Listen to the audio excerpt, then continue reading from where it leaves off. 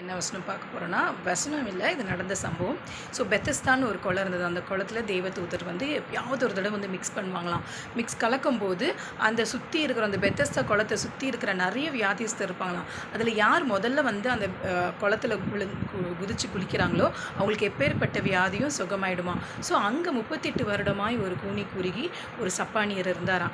அவனால் கலக்கும் போதெல்லாம் அந்த குளத்துல போயிட்டு குளிக்கவே முடியாதான். அப்போ ஏசப்பா ஒரு தடவை அங்கே வரும்போது, நீ குணமாக விரும்புகிறாயான்னு கேட்கும்போது, ஆண்டவரே நான் வந்து போகலான்னு நினைக்கும்போது என்ன பண்ணுறாங்க, எனக்கு முந்திக்கிட்டு யாராவது போயிடுறாங்க. ஃபஸ்ட்டு குதிக்கிறவங்களுக்கு மட்டும்தான் அது குணமாகும். எனக்கு முந்திக்கிட்டு யாராவது போயிடுறாங்க, என்னை கொண்டு போய் விடுறதுக்கும் யாருமே இல்லைன்னு சொல்லி ஃபீல் பண்ணுவானாம். அப்போ ஏசப்பா சொல்வாரா, உன்னுடைய படுக்கையை எடுத்துக்கொண்டு நடன்னு வரான். சொன்ன அடுத்த செகண்டே இவன் படுக்கையை எல்லாத்தையும் எடுத்துக்கொண்டு நடக்க ஆரம்பிச்சிருவானாம்.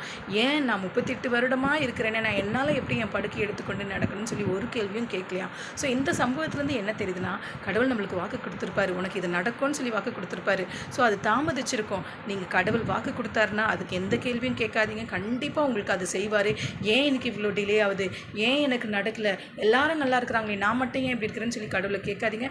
நிச்சயமாக நடக்கும், நம்பிக்கையோடு இருங்க friends. Okay, see you in the next video. Bye.